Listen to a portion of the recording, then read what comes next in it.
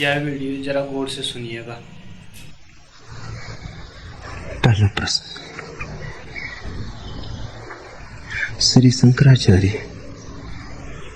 तत्व ज्ञान सिखाते हैं और साथ ही गोविंद के भजन भी गाते हैं। क्या ज्ञान और भजन में, ज्ञान और भक्ति में कोई अंतर संबंध है?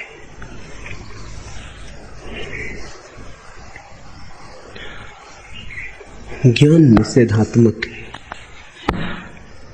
भक्ति विधायक। ज्ञान ऐसा है जैसे कोई भूमि तैयार करे, घास पात अलग करे, खाद डाले, और भक्ति ऐसी है जैसे कोई बीज बोए। ज्ञान अपने में अधूरा है, उससे सफाई तो हो जाती है लेकिन बीज आरोपित नहीं होते। जरूरी है, काफी नहीं, क्योंकि ज्ञान तो है बुद्धि का, भक्ति है हृदय की। परमात्मा के मार्ग पर जितनी बाधाएं हैं वे तो ज्ञान से काटी जा सकती हैं, लेकिन जो सीढ़ियां हैं वे भक्ति से चढ़ी जाती हैं। इसलिए ज्ञान निषेधात्मक है, व्यर्थ को तोड़ने में बड़ा कारगर है, सार्थक को जन्माने में नहीं। शंकर ज्ञान की बात कर रहे हैं ताकि तुम्हारे भीतर अज्ञान की जो परत दर परत भीड़ लगी है कट जाए। और जब एक बार मन की भूमि साफ हो गई, व्यर्थ का कचरा न रहा, कूड़ा करकट न रहा, तो फिर भक्ति के बीज बोए जा सकते हैं। फिर भज गोविंदम की संभावना है। विरोध नहीं है दोनों में। भक्ति ज्ञान की ही पराकाष्ठा है और ज्ञान भक्ति की ही शुरुआत है, क्योंकि मनुष्य के भीतर हृदय भी है, बुद्धि भी है। दोनों को छूना होगा, दोनों का रूपांतरण चाहिए। अगर तुम सिर्फ ज्ञान में ही उलझ गए तो कोरे रेगिस्तान की भांति हो जाओगे, साफ सुथरे पर कुछ भी उगेगा नहीं, स्वच्छ पर निर्बीज, विस्तीर्ण पर न तो कोई ऊंचाई न कोई गहराई। ज्ञान शुष्क है, अकेला। और अगर तुम अकेले भक्त हो गए तो तुम्हारे जीवन में वृक्ष तो उगेंगे, फूल तो फलेंगे, हरियाली होगी, लेकिन उस हरियाली को बचाने के तुम्हारे पास उपाय न होंगे। तुम उन पौधों की रक्षा न कर पाओगे। अगर कोई संदेह जगाने आ गया तो तुम्हारी उर्वर भूमि में संदेह के बीज भी पड़ जाएंगे, उनमें भी अंकुर आ जाएंगे। भक्त अगर ज्ञान की प्रक्रिया से न गुजरा हो तो उसका भवन सदा डगमगाता रहेगा। कोई भी संदेह डाल सकता है, और भक्त तो विश्वास करना जानता है। वो उन पर भी विश्वास कर लेता है जो उसे ले जा रहे हैं, वो उन पर भी विश्वास कर लेता है जो उसे भटका रहे हैं। वो गलत को भी पकड़ लेता है उसी तरह जिस तरह ठीक को पकड़ता है। उसके पास सोचने समझने की क्षमता नहीं, उसके पास विवेक नहीं। तो भक्त ऐसे है जैसे अंधा हो, ज्ञान ऐसे है जैसे लंगड़ा हो, और दोनों मिल जाएं तो परम संयोग घटित होता है। तुमने कहानी सुनी है कि जंगल में लग गई आग और एक अंधा और एक लंगड़ा बड़ी मुश्किल में पड़े। अंधे को दिखाई नहीं पड़ता कहां जाए, पैर है उसके पास, स्वस्थ, भाग सकता है, बच सकता है, लेकिन दिशा नहीं है। लंगड़े को दिखाई पड़ता है कहां है मार्ग, अभी जंगल का कौन सा हिस्सा अग्नि से नहीं घिरा है, लेकिन लंगड़ा है, दौड़ नहीं सकता, निकलने का उपाय नहीं। कथा कहती है दोनों मिल गए, अंधे ने लंगड़े को कंधे पर ले लिया, फिर दोनों की कमियां भर गई, वे जैसे एक ही व्यक्ति बन गए। अंधे के पैर, लंगड़े की आंखें जुड़ गई, वे दोनों जंगल से सुरक्षित बाहर आ गए, अग्नि उन्हें नष्ट न कर पाई। बुद्धि और हृदय जब तक न मिल जाए तुम जीवन की अग्नि से बच न पाओगे। बुद्धि अंधी है,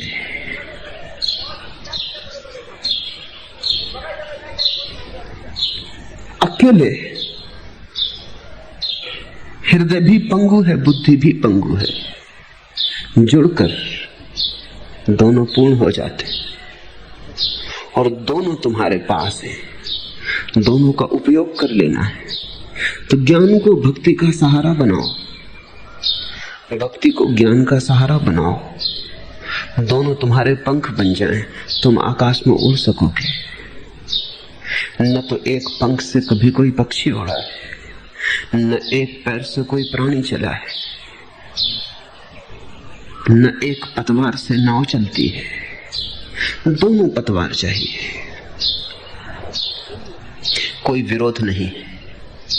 और जिन्होंने तुमसे कहा है विरोध है, उन्होंने गलत कहा है। और गलत कहने का कारण यही है कि उन्होंने भी इस महा समन्वय को नहीं जाना। या तो वे बुद्धि से घिरे हुए लोग होंगे जिनके पास कोरे विचार है, शुष्क विचार है, तर्क है, लेकिन हृदय का कोई नृत्य घटित नहीं हुआ है।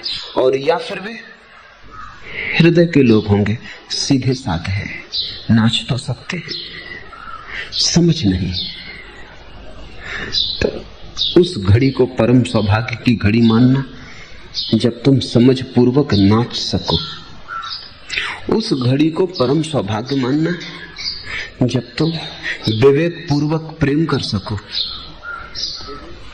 और परमात्मा ने तुम्हें जो भी दिया है उसमें किसी का भी अस्वीकार मत करना, क्योंकि उतने ही अंश में तुम पंगु हो जाओगे। तुम पूरे हो, सिर्फ संयोग बिठाना है। वीणा रखी है, तार पड़े,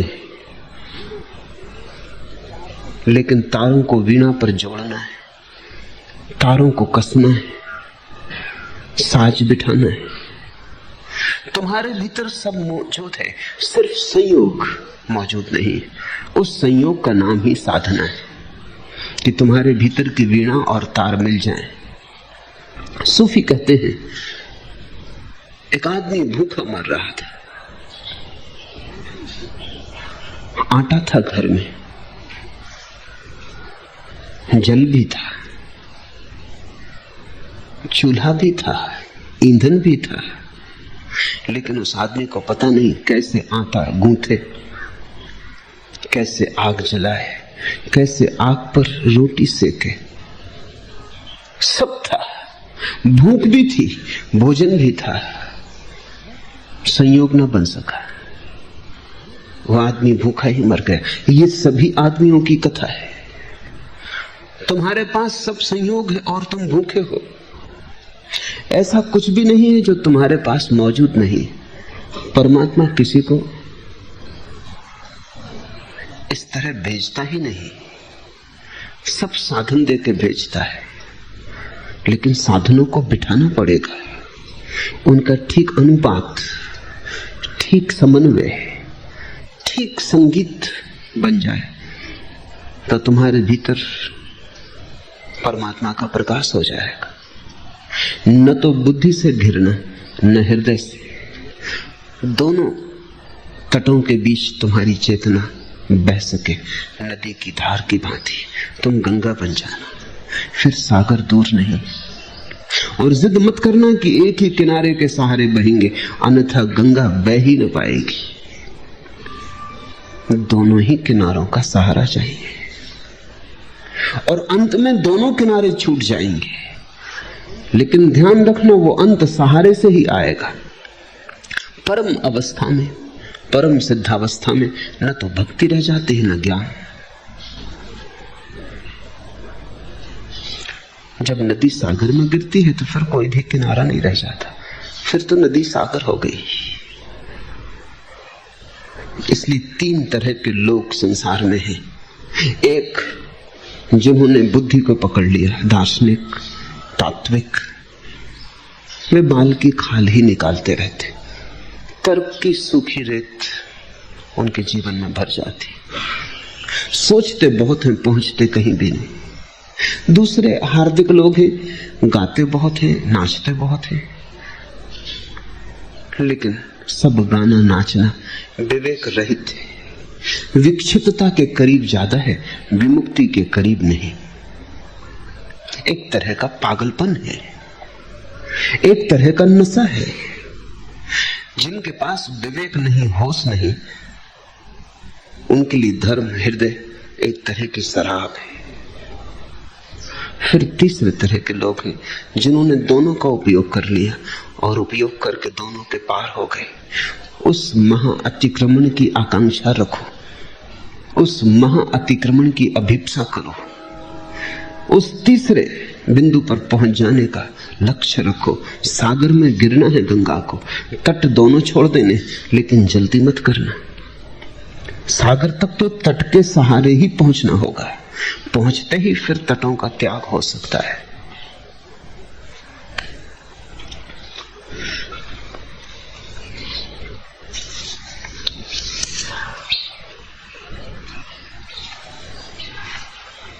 दूसरा प्रश्न, धर्म सांसारिक सुखों को अस्थिर और क्षण भंगुर बताकर उसके प्रति हमें वैराग्य पैदा करते, लेकिन क्या उनकी वही क्षण भंगुरता उनके आकर्षण का कारण भी नहीं?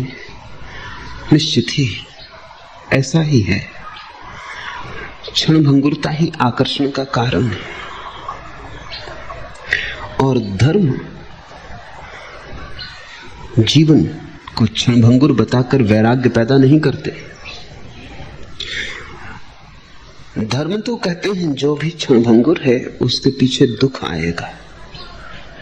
क्षण भंगुरता नहीं है कारण वैराग्य का, क्षण भंगुरता के पीछे दुख छाया की तरह आता है। दुख कारण है वैराग्य का। क्षण भंगुरता तो आकर्षित करती है, बुलाती है। जितना जल्दी जीवन भागा जाता है उतना ही मन होता है भोग लो जल्दी, अब गया अब गया, कब उठ जाएंगे पता नहीं।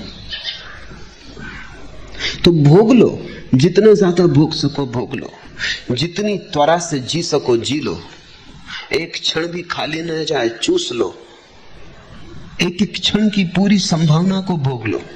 क्षण भंगुरता आकर्षण है। मौत आ रही है इसलिए तो जीवन को हम पकड़ते हैं। अगर मौत आती ही ना हो कौन जीवन को पकड़ेगा? अगर सुख आते हो और कभी जाते ही ना हो कौन चिंता करेगा? आकर्षण का कारण क्षण भंगुरता है। जो चीज जितने जल्दी विलीन हो जाती है उतनी कीमती मालूम होती है। पत्थर पड़ा है उसकी उतनी कीमत नहीं है, पास ही फूल खिला है, फूल की बड़ी कीमत है। सुबह खिला है सांझ खो जाएगा। देख लो, रस ले लो, आंखों को भर लो, तृप्त कर लो, क्योंकि जो खिला है वो मुरझाने की राह पर चल ही पड़ा है। देर नहीं लगेगी। सूरज मध्य आकाश में आ गया है, आधा जीवन तो फूल का जा ही चुका है, कुम्हलाना शुरू हो गया है। इसलिए तो सौंदर्य में इतना आकर्षण है। अगर सौंदर्य सदा रहता हो कौन चिंता करेगा? एक मजे की बात है, कुरूपता ज्यादा स्थायी है सौंदर्य से। कुरूप व्यक्ति जीवन भर कुरूप बना रहता है, सुंदर व्यक्ति जीवन भर सुंदर नहीं होता है। कुछ क्षण होते हैं जीवन के, युवा अवस्था के, जब सुंदर होता है फिर कुम्हला जाता है। और क्या तुमने ख्याल किया, जितना सुंदर व्यक्ति हो उतने जल्दी कुम्हला जाता है, जितना कोमल फूल होगा उतने जल्दी कुम्हला जाएगा। दौड़ो, भागो, जल्दी करो। कहां मंदिरों में बैठे भजन कीर्तन कर रहे हो? भोग लो, भजन कीर्तन पीछे भी हो जाएगा। और दूसरा ही नहीं बदल रहा है, तुम्हारी भोगने की क्षमता भी प्रतिपल क्षीण होती चली जा रही है। जल्दी करो, मन कहे चला जाता है। निश्चित ही क्षणभंगुरता आकर्षण का कारण है। अगर चीजें शाश्वत होती कौन चिंता करता? शायद इसलिए तो तुमने परमात्मा की चिंता नहीं की। शाश्वत है, जल्दी भी क्या है। आज नहीं कल, कल नहीं परसों, इस जन्म में नहीं तो अगले जन्म में, अगले जन्म में नहीं तो और आगे परमात्मा खो न जाएगा। जल्दी क्या है? जब भी जाओगे उसे अपने घर में ही पाओगे। लेकिन ये जीवन के क्षणभंगुर फूल, ये आंखों का सौंदर्य, ये चेहरों की लालिमा, ये युवावस्था, ये तुम्हारे भोगने की क्षमता, ये सब टूटी जा रही है, भागी जा रही है। देर मत करो, मन कहता है। निश्चित ही क्षणभंगुरता आकर्षण का कारण है। जो भी शाश्वत है उसमें आकर्षण नहीं रह जाता। जो है ही और सदा ही है उसमें आकर्षण का क्या कारण है? सपने ज्यादा सुंदर लगते हैं। अभी आंख खुलेगी और टूट जाएंगे। धर्म जब तुमसे कहता है कि क्षणभंगुर है जीवन, तो क्षणभंगुर बता के तुम्हें वैराग्य नहीं लाना चाहता है। क्षणभंगुर कह के ये इशारा करना चाहता है कि क्षण भर के बाद फिर क्या करोगे? क्षण भर नाच लोगे, फिर रोओगे।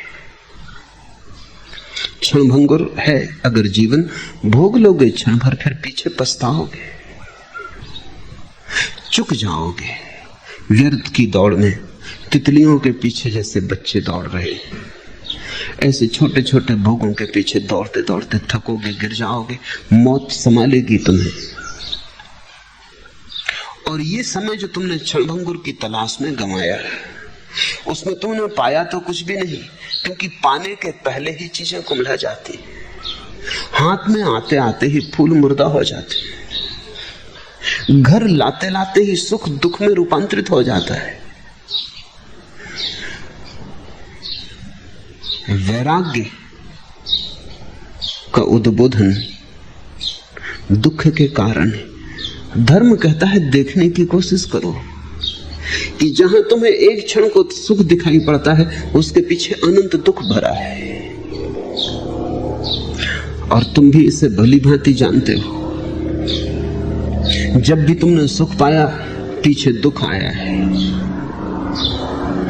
जब भी तुम प्रसन्न हुए पीछे आंख आंसुओं से भरी। जब भी तुम इतराए तभी तुम गिरे हो, और जब भी तुमने सोचा था सौभाग्य का क्षण आ गया, उसके पीछे ही दुर्भाग्य की रात्रि शुरू हो गई है। धर्म कहता है अगर ऐसा सुख चाहिए हो जो कभी खोता नहीं और कभी दुख में रूपांतरित नहीं होता, तो सनातन को खोजो, शाश्वत को खोजो, क्षणभंगुर से जागो। सपनों में खोया गया समय, खोया गया समय। सत्य को खोजो। सत्य की परिभाषा क्या है? सत्य की इतनी ही परिभाषा है कि जो सदा था, जो सदा है और सदा रहेगा। असत्य की इतनी ही परिभाषा है कि जो कल नहीं था, अभी है, कल फिर नहीं हो जाएगा। असत्य का अर्थ है दो नहीं के बीच थोड़ी देर को होना है, दो न होने के बीच थोड़ी देर को होने का भ्रम है। थोड़ा सोचो, जब दोनों तरफ नहीं है तो बीच में हो कैसे सकेगा? इसलिए शंकर संसार को माया कहते। माया का मतलब यह है कल नहीं थी, आज है, कल फिर नहीं हो जाएगी। तो जो दो कोनों पर नहीं है वो बीच में हो नहीं सकती, सिर्फ दिखाई पड़ती होगी, भास होता होगा। क्योंकि नहीं से है कैसे पैदा हो सकता है, और जो है वो फिर नहीं में कैसे खो सकता है? तुम नहीं थे एक दिन, जन्म के पहले तुम कहां थे? मृत्यु के बाद तुम कहां रहोगे? थोड़ी सी देर का सपना है, आंख लगी, सपना देख लिया है, आंख खुलते ही खो जाएगा। सहजों ने कहा है, जगत तरैया भोर की, जैसे सुबह का तारा होता है आखिरी, अब डूबा तब डूबा, डबडबाता है, तुम देखते ही रहोगे और देखते देखते खो जाएगा। जगत तरैया भोर की, ऐसा सारा जीवन है। महावीर ने कहा है, जैसे घास के पत्ते पर ओस की बूंद, ऐसा जीवन है। घास के पत्ते पर ओस की बूंद को कभी गौर से देखा? अब ढलकी तब ढलकी, तुम्हारे देखते देखते ही ढल जाएगी। हवा का जरा सा झोंका काफी है, सूरज का निकलना भाप बन जाएगी, काफी है। जरा सा धक्का और गई। जब होती है तब तो मोतियों को ईर्षा होती है, जब होती है बूंद ओस की तब तो मोती भी शर्माते होंगे, झेप जाते होंगे, ऐसी चमकती है। पर उसका होना क्या है? ना जैसा है, हुई न हुई बराबर है। जीवन क्षणभंगुर है तो सत्य नहीं हो सकता। तुमने जो भी जाना है, अगर वो जाना और फिर खो जाता है, वो सत्य नहीं हो सकता। वो मन की ही भावना रही होगी, वो मन की ही कल्पना रही होगी, वो तुम्हारा ही प्रक्षेपण रहा होगा। वैसी सच्चाई नहीं है, तुमने मान लिया होगा। वो तुम्हारी मान्यता है, मान्यता माया है। तुम्हारे भीतर की कामना को तुम जीवन के पर्दे पर आरोपित करके देखते चले जाते हो। तुमने कभी ख्याल किया, एक स्त्री बहुत सुंदर लगती है, एक पुरुष बहुत सुंदर लगता है, 4 दिन बाद वही स्त्री सुंदर नहीं लगती, वही पुरुष सुंदर नहीं लगता है। क्या हो गया? वही स्त्री है, वही पुरुष है। 4 दिन पहले तुमने अपनी कोई कामना आरोपित कर ली थी, वो कामना टूट गई, पर्दा खाली है, अब उस पर कोई चित्र नहीं रहा। तुम जो देखते हो अपने चारों तरफ, जब तक तुम मन में भरी कामनाओं से देखते हो तब तक तुम वही नहीं देख सकते जो है। तब तक तुम वही देखते रहोगे जो तुम देखना चाहते हो। शुद्ध आंख वही देखती है जो है, अशुद्ध आंख वही देख लेती है जो देखना चाहती है। तुम सौंदर्य की तलाश में हो तो तुम सौंदर्य देख लोगे। अपनी अपनी व्याख्या है जीवन, व्याख्या के कारण जीवन माया है। मुल्ला नसरुद्दीन दवाएं बनाता और बेचता है। एक पैकेट पे उसने लिख रखा था, फायदा न होने पर दाम वापस। मैं उसकी दुकान पर बैठा था, एक आदमी आया, बड़ा नाराज था। उसने कहा महीना भर हो गया दवा फांकते फांकते, कोई फायदा नहीं हुआ, दाम वापस चाहिए। नसरुद्दीन ने कहा कि पैकेट पे लिखा है फायदा न होने पर दाम वापस, तुम्हें ना हुआ हो, हमें तो फायदा हुआ। अपनी अपनी व्याख्या है। जीवन को तुम वैसा ही करके देखते हो जैसा तुम देखना चाहते हो। शब्दों के अर्थ बदल जाते हैं, सत्यों के अर्थ बदल जाते हैं। तुम अपने आसपास अपनी ही मान्यताओं का एक संसार खड़ा कर लेते हो, फिर तुम उसी संसार में जीते हो। और आदमी अपने ही कारण खोजता चला जाता है और कारणों के थेगड़े लगाए चला जाता है, ताकि मान्यताएं टूट ना जाएं, फूट ना जाएं, जोड़ तोड़ बिठाता रहता है। मुल्ला नसरुद्दीन का बाजार में किसी से झगड़ा हो गया। वो आदमी बहुत नाराज था और उसने कहा एक ऐसा झापड़ा मारूंगा, नसरुद्दीन को कहा कि 3200 दांत जमीन पर गिर जाएंगे, 32 ही नीचे गिर जाएगी। मुल्ला नसरुद्दीन और जोश में आ गया। उसने कहा कि तूने समझा क्या है? अगर मैंने झापड़ा मारा तो 64 दांत नीचे गिर जाएंगे। एक तीसरा आदमी पास में खड़ा था, उसने कहा भाई बड़े मियां, इतना तो ख्याल रखो कि 64 दांत आदमी के होती नहीं। मुल्ला नसरुद्दीन ने कहा मुझे पता था कि तू भी बीच में कूद पड़ेगा, इसलिए 64। एक ही झापड़े में दोनों के गिरा दूंगा। आदमी अपनी तुमसे भूल भी हो जाए तो भी तुम भूल स्वीकार नहीं करते। तुम अपनी भूल के लिए भी कारण खोज लेते हो, तर्क खोज लेते हो। भूल को स्वीकार करना बड़ा साहस है, और जिसने भूल को स्वीकार कर लिया धीरे धीरे भूलें तिरोहित हो जाती।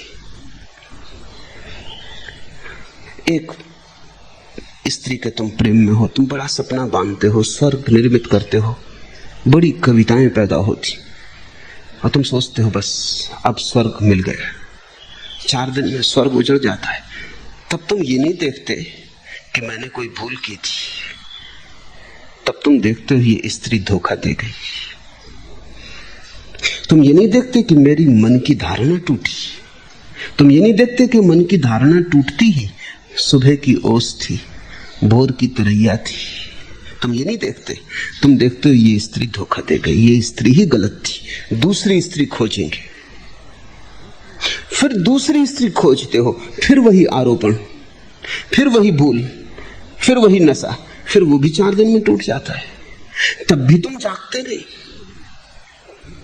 महाभारत में बड़ी प्राचीन बड़ी मीठी कथा है कि जब पांडव जंगल में अज्ञातवास पर है, भटकते रहे हैं, दिन में दोपहरी पानी नहीं मिला, सांझ एक भाई खोजने निकला, झील मिल गई। लेकिन जब वो झील में पानी भरने को झुका तो आवाज आई, रुको, जब तक मेरे प्रश्न का उत्तर न दो तब तक पानी न भर सकोगे। कोई यक्ष उस झील पर कब्जा किए था। पूछा क्या है तुम्हारा प्रश्न? यक्ष ने कहा अगर उत्तर न दिया या उत्तर गलत हुआ तो तत्क्षण मृत हो जाओगे, अगर उत्तर दिया तो जल भी मिलेगा और अनंत भेंट भी दूंगा। प्रश्न था कि मनुष्य के जीवन का सबसे बड़ा सत्य क्या है? जो उत्तर दिया, जो भी दिया हो, वो ठीक नहीं था। एक भाई गिरा, मृत हो गया। ऐसे 4 भाई एक के बाद एक गए। अंत में युधिष्ठिर गए कि हो क्या रहा है। चारों भाइयों को मरे हुए पाया। यक्ष की आवाज आई, सावधान, पहले मेरे प्रश्न का उत्तर, अन्यथा वही होगा जो इनका हुआ है। पानी एक ही शर्त पर भर सकते हो और मेरा ठीक उत्तर मिल जाए, क्योंकि उसी उत्तर पर मेरी मुक्ति निर्भर है। जिस दिन मुझे ठीक उत्तर मिल जाएगा उस दिन मैं भी मुक्त हो जाऊंगा, ये मेरा बंधन यक्ष होने का टूट जाएगा। प्रश्न, मनुष्य के जीवन का सबसे बड़ा सत्य क्या है? युधिष्ठिर ने कहा यही कि चाहे कितने ही अनुभव मिले मनुष्य सीख नहीं पाता। यक्ष मुक्त हो गया, चारों भाई पुनरुज्जीवित हो गए। उसकी प्रसन्नता में, मुक्ति की प्रसन्नता में उसने चारों को पुनरुज्जीवन दिया। मनुष्य को कितने ही अनुभव हो जाएं, सीख नहीं पाता। एक स्त्री से छूटता है दूसरी, दूसरी से छूटता है तीसरी, एक उपद्रव मिटता है दूसरा, एक सफलता का मार्ग अवरुद्ध हो जाता है तो दूसरा, एक दौड़ बंद नहीं हो पाती कि दूसरी शुरू कर देता है, दौड़ से नहीं मुक्त होता है। एक वासना गिर नहीं पाती कि 10 खड़ी कर लेता है, वासना की भ्रांति नहीं दिख पाती, और हर चीज के पीछे अपने तर्क खोज लेता है, अपने कारण खोज लेता है, और कभी ये नहीं देखता कि भूल मेरी होगी। सदा भूल किसी और पर थोप देता है, निश्चिंत होकर फिर भूल करने में लग जाता है। दूसरे पर भूल थोपना भूल को और करने की व्यवस्था है। जब भी तुम किसी को कहते हो कि तुम जिम्मेवार हो, तभी तुम अपनी जिम्मेवारी से इनकार कर रहे हो, और वही जिम्मेवारी तुम्हें जगा सकती थी, क्योंकि उसी जिम्मेवारी के क्षण में तुम्हें दिखाई पड़ सकता था कि मैं भूल कर रहा हूं। भूल किसी स्त्री में नहीं है, ना किसी पुरुष में है। भूल उस कामना और कल्पना में जो तुम किसी स्त्री या पुरुष पर आरोपित करते हो। वो क्षणभंगुर है, वो कामना टूटेगी। जरा सोचो तो, मन का एक विचार तुम कितनी देर तक स्थिर रख सकते हो?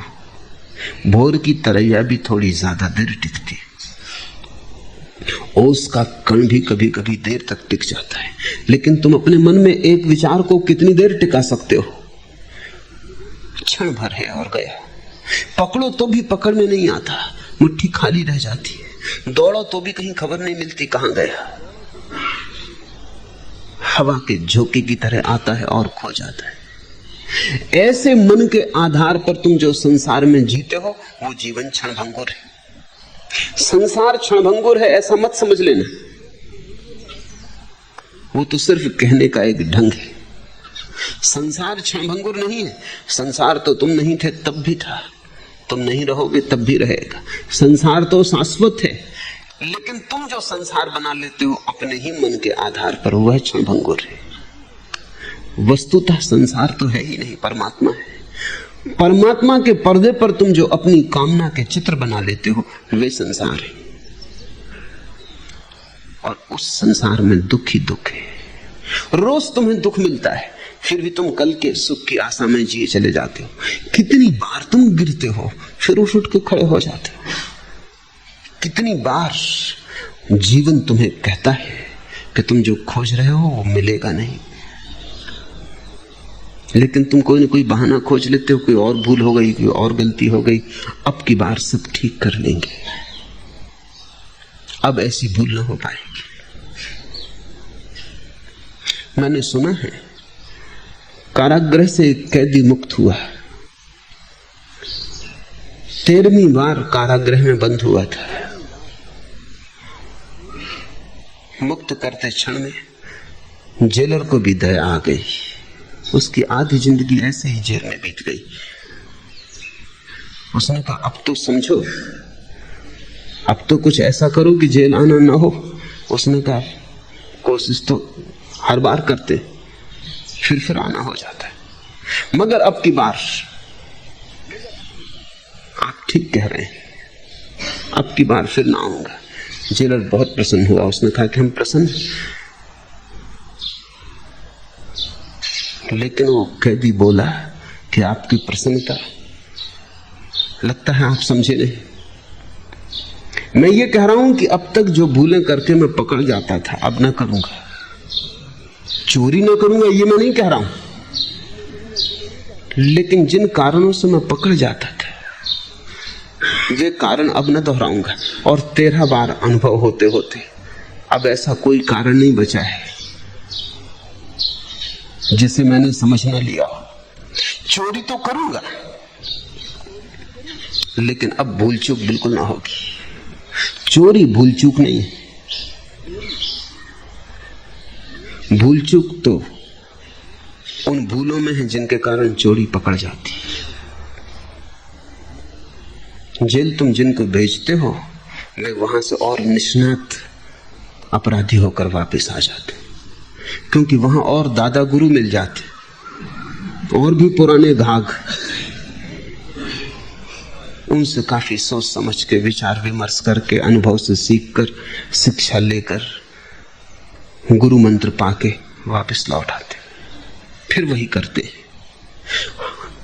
चोरी भूल नहीं है ऐसा लगता है, भूल पकड़े जाने में।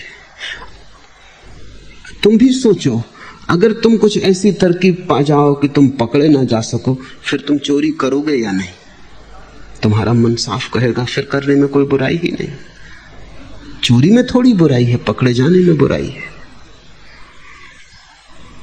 और जब तक तुम ऐसा समझ रहे हो तब तक तुम दुख में जियोगे। पकड़े जाने में दुख नहीं है, चोर होने में दुख है। चोरी करने में दुख है, पकड़े जाने में दुख नहीं। मगर जब तुम्हें दिखाई पड़ेगा कि मेरे होने के ढंग में भूल है, तब तुम पाओगे कि दुख मेरे होने के गलत ढंग से पैदा होता है। यही अर्थ है सारे कर्म के सिद्धांत का, और कुछ अर्थ नहीं है। इतना ही अर्थ है कि तुम दुख पाते हो तो तुम्हारे अपने ही कर्मों के कारण, तुम सुख पाते हो तो भी अपने ही कर्मों के कारण।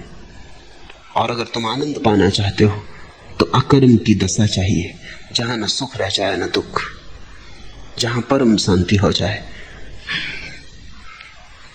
जहां तुम दोनों के पार हो जाओ, जहां तुम्हारे भीतर का संतुलन परिपूर्ण हो जाए, जैसे कि तराजू के दोनों पलड़े बराबर एक रेखा में आ जाएं। ऐसा तुम्हारे भीतर जब सुख और दुख दोनों के पार होने की क्षमता आ जाए, तब तुम महा आनंद को उपलब्ध होते हो। क्षणभंगुर कहकर धर्म तुम्हें संसार से वैराग्य पैदा नहीं करवाता। क्षणभंगुर कहके तो इतना ही कहता है कि पीछे दुख आ रहा है, क्षण भर के सुख में मत भूलो।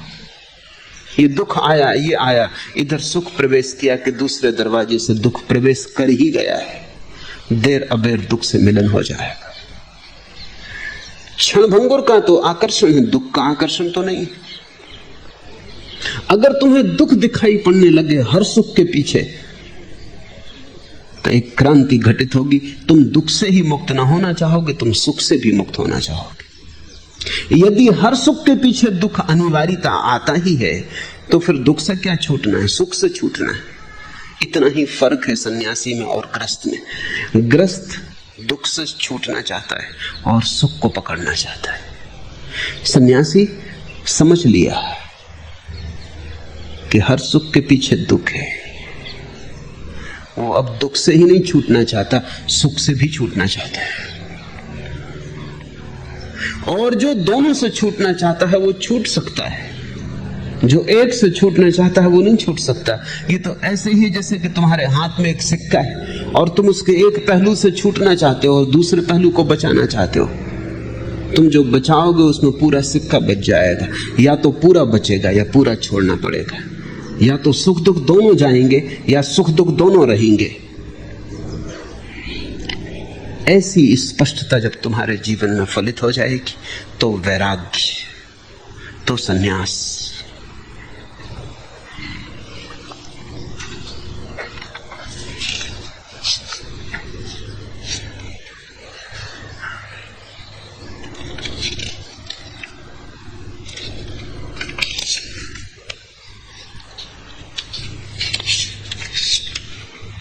तीसरा प्रश्न, आपने कहा कि स्व को विसर्जित कर देने पर समूचा अस्तित्व रक्षा करने लगता है।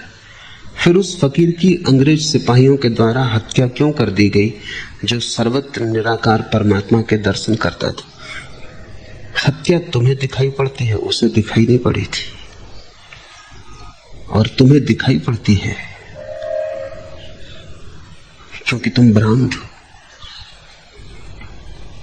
उसे तो यही दिखाई पड़ा कि उस भाले में परमात्मा आया, उसे तो यही दिखाई पड़ा कि वो मृत्यु परमात्मा का साक्षात्कार है। अस्तित्व ने उसकी इतनी रक्षा की कि मृत्यु भी उसे मृत्यु न रही, मृत्यु भी उसे परम आनंद का द्वार हो गई। तुम्हें लगता है वो मिट गया, जैसे गंगा सागर में गिरती तो तुम्हें लगता है कि मिट गई। गंगा से पूछो, गंगा कहेगी मिट गई, सागर हो गई। गंगा कहेगी मिटने का इसके पहले भय था, वो भय मिट गया। इसके पहले दो किनारों में बंधी बड़ी संकीर्ण थी, मिटना हो सकता था, सीमा थी तो मृत्यु हो सकती थी, अब असीम हो गई, अब कोई मृत्यु नहीं। गंगा सागर हो गई। उस सन्यासी से पूछो, उसने तो उस सिपाही में भी, उस हत्यारे में भी परमात्मा को देखा, उस भाले में भी परमात्मा का तीर ही हृदय में आया और लगा। मौत तुम्हें दिखाई पड़ी, उस सन्यासी को दिखाई नहीं पड़ी, उसने तो परम जीवन को ही पाया। तुम पूछते हो कि आपने कहा स्व को विसर्जित कर देने पर समूचा अस्तित्व रक्षा करने लगता है, तुम्हारी रक्षा नहीं करेगा। और रक्षा पाने के लिए ही अगर तुमने स्व को विसर्जित करने की कोशिश की तो वो विसर्जन भी सच्चा नहीं होगा, हो नहीं पाएगा। विसर्जन का अर्थ ही ये होता है कि अब रक्षा करने को हमारे पास कोई भी ना बचा जिसकी रक्षा की जानी चाहिए। अगर तुमने सोचा कि मेरी रक्षा करे परमात्मा इसलिए मैं समर्पण करता हूं, तो तुम समर्पण नहीं कर रहे, सिर्फ परमात्मा को सेवा में नियुक्त कर रहे हो। समर्पण का तो अर्थ ही यह होता है कि अब मैं नहीं हूं, तू है। अब मेरी रक्षा का क्या सवाल है? अब तुम्हें एक कोरा आकाश, एक सूना ग्रह, अब तो मिटने को कुछ बचा ही नहीं। मिटेगा कैसे? मैं पहले ही मिट गया हूं। समर्पण का अर्थ होता है मैं मिटा, अब तुझे मिटाने की जरूरत ना पड़ेगी। वो कष्ट मैं तुझे न दूंगा, वो मैं अपने ही हाथ से कर लेता हूं। समर्पण वास्तविक अर्थों में आत्महत्या है। वास्तविक अर्थों में जिसको तुम आत्महत्या कहते हो वो आत्महत्या नहीं है, वो तो केवल शरीर घात है। आत्मा थोड़ी मरती, शरीर भग गिर जाता है, नया शरीर मिल जाता है। लेकिन समर्पण वस्तुतः आत्मघात है। तुम अपने स्व को ही मिटा देते हो। तुम उससे कहते हो अब मैं हूं ही नहीं, तू ही है। अब तुम्हारी रक्षा का क्या सवाल है? अब तुम हो कौन? तुम किसकी रक्षा चाहते हो? और जब तुम बचे ही नहीं तभी सारा अस्तित्व तुम्हारी रक्षा करता है। अब मिटाने का मजा भी कहां? अब मिटाने में सार भी क्या? जब तुम खुद ही मिट गए तो मौत व्यर्थ हो गई। उस दिन उस सन्यासी की छाती में जब छुरा भोंका गया तो सिपाही को लगा होगा कि मारा, देखने वालों को लगा होगा कि मर गया। सन्यासी से पूछो, उसने तो यही उद्घोष किया, तत्त्वमसि श्वेतकेतु, तू भी वही है। उसने तो यही कहा कि तू किसी भी रूप में आए मुझे धोखा न दे पाएगा, मैं तुझे पहचान ही लूंगा। तू आज भाला लेकर आया, आज तूने मौत का स्वांग रचा, मगर मैं तुम्हें पहचानता हूं, मैं तुझे देख रहा हूं। तू शत्रु होकर आए या मित्र होकर आए, मैं हर हालत में तुझे पहचान लूंगा। सन्यासी मरा नहीं, उसकी गंगा सागर हो गई। लेकिन तुम्हारी तकलीफ मैं समझता हूं। तुम ठीक काम भी करते हो तो गलत कारणों के लिए करते हो। तुम्हारे कारण ठीक नहीं होते। तुम अगर मंदिर भी जाते हो तो गलत कारण से जाते हो। कोई जा रहा है नौकरी मांगने, कोई जा रहा है धन मांगने, कोई जा रहा है पत्नी मांगने, कोई जा रहा है बेटा मांगने। तुम कभी सोचते नहीं कि तुम बाजार के बाहर जा ही कहां रहे हो? ये कोई मंदिर में जाने का ढंग हुआ? ये तो बाजार पूरा तुम्हारे साथ मंदिर में जा रहा है। अगर तुम ऐसे हो तो मंदिर तुम्हें पवित्र ना कर पाएगा, तुम मंदिर को अपवित्र करके लौट आओगे। मंदिर कोई स्थान थोड़ी है, भाव दशा है। जब तक मांग है तब तक कैसा मंदिर? जब तक क्षुद्र वस्तुएं जो बाजार में बिक रही हो उन्हीं को मांगने तुम परमात्मा के पास जाते हो, तो तुम शायद समझते हो कि परमात्मा कोई सुपरमार्केट। छोटी मोटी दुकानों में चीजें नहीं मिली, चलो मंदिर में मिल जाएंगी। संसार में नहीं मिली तो मोक्ष में मिल जाएंगी। लेकिन तुम मांगते क्या हो? मंदिर वही पहुंचता है जिसने समझ लिया कि मांगना व्यर्थ है, जिसने समझ लिया कि मांगने से मिलता ही नहीं कुछ सिवाय दुख के, जिसने समझ लिया कि कितनी ही चेष्टा करो भिखमंगे का पात्र खाली ही रह जाता है, भरता नहीं।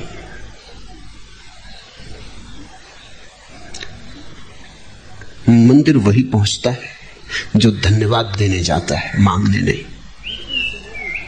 जिस दिन तुम्हारे भीतर से अहिर्निश धन्यवाद उठने लगे, फूल खिले और तुम्हारे भीतर से धन्यवाद उठे, आकाश से बादल बरसे और तुम्हारे भीतर धन्यवाद उठे, एक बच्चा किलकारी मारे और तुम्हारे भीतर धन्यवाद उठे, तुम श्वास लो और तुम्हारा होना ही इतना शांति का हो कि धन्यवाद उठे, अहिर्निश उठता हुआ धन्यवाद ही भज गोविंदम है। भजने की थोड़ी जरूरत है,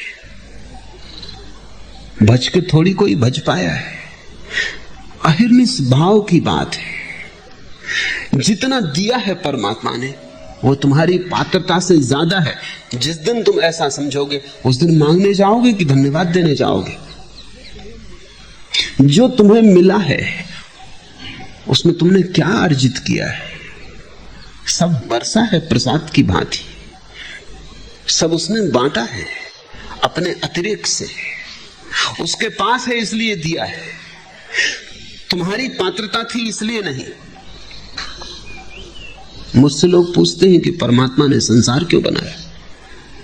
उनको लगता है कि बनाने के पीछे जरूर कोई आकांक्षा होगी, क्योंकि हम तो कुछ नहीं बनाते बिना आकांक्षा के। साधारण आदमी छोटा सा घर भी बनाता है तो कारण से बनाता है। परमात्मा ने संसार क्यों बनाया? और ऐसा छोटे छोटे लोगों की बात हो ऐसा ही नहीं। जर्मनी का एक बहुत बड़ा संगीतज्ञ वेजनर, किसी ने उससे पूछा कि तुमने इतना अनूठा संगीत पैदा किया क्यों? उसने कहा मैं दुखी था, मैंने मन बहलाने को, अपने को उलझाने को, अपने को व्यस्त रखने को ये सारे संगीत पैदा किया है। और वेजनर ने कहा कि मैं तुमसे कहता हूं परमात्मा भी दुखी रहा होगा इसलिए उसने संसार पैदा किया, उलझाने को। वेजनर आदमी के संबंध में जो कह रहा है वो सच है। आदमी कविता लिखता है घावों को ढांक लेने के लिए, गीत गाता है आंसुओं को छिपा लेने के लिए, मुस्कुराता है कि कहीं रोने न लगे, सड़क पर मस्ती से चलता है क्योंकि भीतर की दीनता काटती। भीतर तो कुछ नहीं है, कहीं दूसरों को पता न चल जाए, कहीं दूसरे इस रिक्तता को न जान ले, अन्यथा बड़ी बदनामी होगी। तो तुम हर एक को धोखा देने में लगे हो, मुस्कुराते हो, कोई तुमसे पूछता है कहो कैसे हो, तुम कहते हो बड़े आनंद में। तुमने कभी सोचा तुम क्या कह रहे हो? बड़े आनंद में। और तुम मगर न कहो ठीक नहीं मालूम पड़ता है। कहना शिष्टाचार है, सच्चाई थोड़ी कही जाती है। जो कहना चाहिए वही कहा जाता है, जो उचित है वही कहा जाता है, सत्य नहीं। हर आदमी मुखौटे लगाए हुए और इसके पीछे बड़े गहरे दुख और नरक को छिपाए हुए। उस नरक को भुलाने के लिए हजार काम करने पड़ते हैं। कोई चित्र बनाता है, पिकासो के चित्र देखो, जैसे दुख फैला है। पिकासो का बहुत प्रसिद्ध चित्र है गुएर्निका। अगर तुम उससे आधा घंटा बैठ के देखते रहो तो तुम पागल हो जाओ, जैसे पागलपन फैला हुआ है। जो भीतर है वही तो बाहर फैल जाता है। वेजनर ठीक कहता है आदमी के संबंध में कि दुख है इसलिए आदमी सृजन करता है, लेकिन परमात्मा के संबंध में बात बिल्कुल गलत है। परमात्मा ने सृजन किसी कारण से नहीं किया है, इसलिए तो हम इस देश में इस सृजन को लीला कहते हैं। लीला का अर्थ है अकारण, लीला का अर्थ है बस खेल। लीला का अर्थ है कि ऊर्जा इतनी ज्यादा है कि करो भी क्या, आनंद इतना ज्यादा है कि न बांटो तो करोगे क्या। ओवरफ्लो है, पानी इतना भर गया है झील में कि बाहर बह रहा है, कोई कारण से नहीं, इतना ज्यादा है कि बांटना ही पड़ेगा। फूल सुगंध से भरा है तो खुल जाता है, गंध लुट जाती है। ऐसे ही परमात्मा लुटा है संसार में, ऐसे ही परमात्मा बहा है संसार में। इतना अतिरिक्त है उसके पास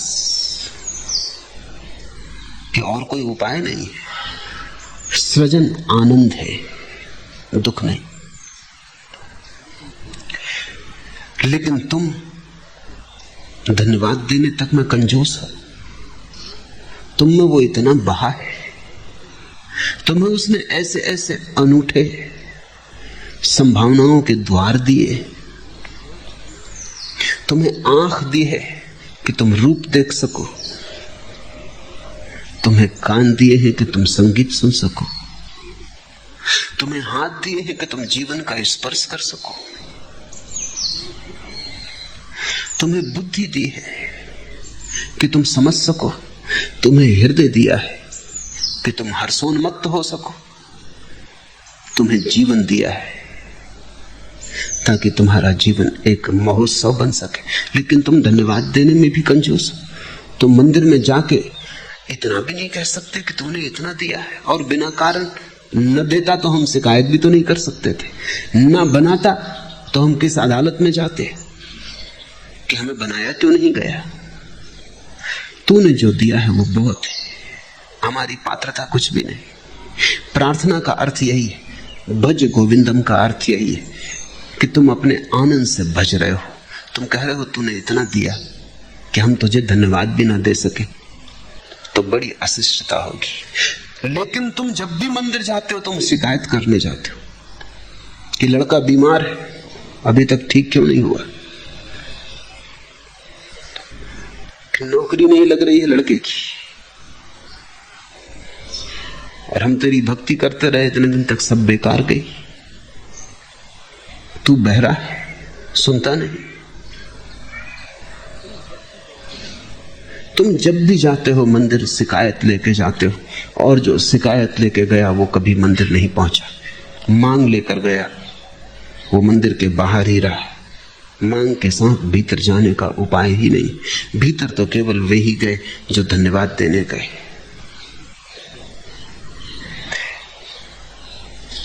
तुम अगर समर्पण भी करोगे तो इसलिए ताकि तुम्हारी रक्षा हो। तुम हो कौन जिसकी रक्षा की जरूरत है? तुम परमात्मा को भी बॉडीगार्ड बनाना चाहते हो कि वो भी एक बंदूक लिए तुम्हारे आसपास खड़ा रहे, तुम्हारी रक्षा करे। समर्पण का अर्थ ही यही है कि बचाने योग्य मेरे पास है क्या? कुछ भी नहीं। मैं अपनी शून्यता को तेरे चरणों में रखता हूं। और जब तुम समर्पण करते हो तब तुम्हारे मन में ऐसा भाव नहीं उठता कि मैंने कोई गजब का काम कर दिया, क्योंकि गोविंद को तुम वही लौटाते हो जो उसने तुम्हें दिया था। तेरी वस्तु तुझे वापस, और तुम क्या करते हो? थोड़ा गंदा करके लौटाते होगे, हो सकता है, क्योंकि बहुत धन्यवादी लोग ही हैं कबीर जैसे, जो कह सकते हैं कि ज्यों की त्यों धर देनी चदरिया। बहुत मुश्किल से, चादर पे थोड़े बहुत दाग लग ही जाएंगे। तो जब तुम रखते हो परमात्मा के चरणों में अपने को, तो तुम कुछ ये थोड़ी आशा रखते हो कि वो बड़ा प्रसन्न होगा और बड़े धन्यवाद देगा कि आपकी बड़ी कृपा कि आप आए। नहीं, उल्टे तुम बड़ी दीनता अनुभव करोगे कि चादर मैली हो गई है, और जो तूने दिया था वही तुझे लौटा रहे हैं। कुछ जोड़ तो पाए नहीं, कुछ हीरे जवाहरात न भर पाए उस चादर में। इस घड़ी में सारा अस्तित्व तुम्हारी रक्षा करता है। रक्षा मांगने के लिए समर्पण मत करना, समर्पण का अनिवार्य परिणाम है रक्षा।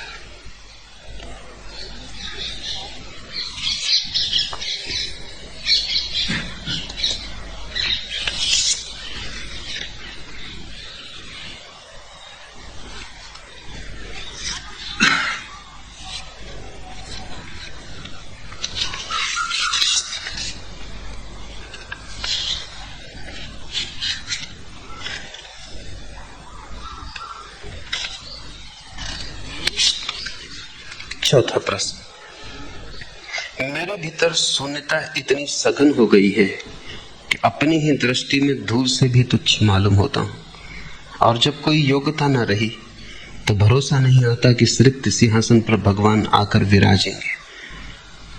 इस बोध से जीवन असुरक्षित लगता है कि न घर का रहा न घाट का।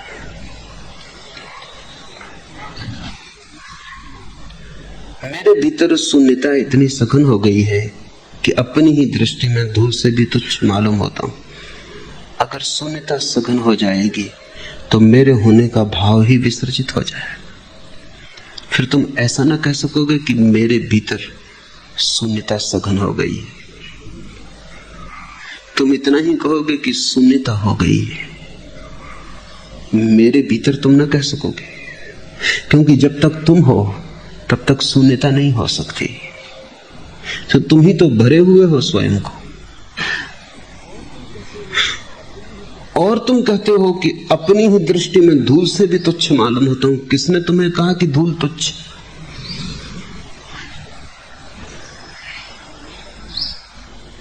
ये निंदा तुम्हें किसने सिखाई? धूल से ही बने हो, धूल में ही गिरोगे, और धूल तुच्छ। आदमी का अहंकार अद्भुत है। धूल को आदमी तुच्छ मानता है क्योंकि वो पैरों में, लेकिन धूल ही तुम्हारा हृदय भी है और तुम्हारा मस्तिष्क भी। धूल ही तुम्हारे कण कण में है, रोए रोए में। मिट्टी से ही आना हुआ है, मिट्टी में वापस लौट जाना होगा। मिट्टी मां है, धूल से तुच्छ। ये तुच्छ और श्रेष्ठ की भाषा ही अहंकार की भाषा है। जिस दिन तुम शून्य हो जाओगे उस दिन तुम्हें धूल के कण-कण में परमात्मा दिखाई पड़ेगा। धूल तुच्छ है ऐसा नहीं, तब तो तुम्हें तुच्छ दिखाई ही न पड़ेगा, क्योंकि वही विराट, वही महिमावान सब तरफ मौजूद है, सब ढंगों में मौजूद है। तब तुम धूल को भी चूम लोगे और तुम उसी के चरण वहां पाओगे। धूल तुच्छ है, ये कहीं ना कहीं तुम्हारे भीतर का अहंकार बोल रहा है। शून्यता वगैरह कुछ अभी हुई नहीं, तुमने सोच लिया होगा। आदमी विचार करने में बड़ा कुशल है।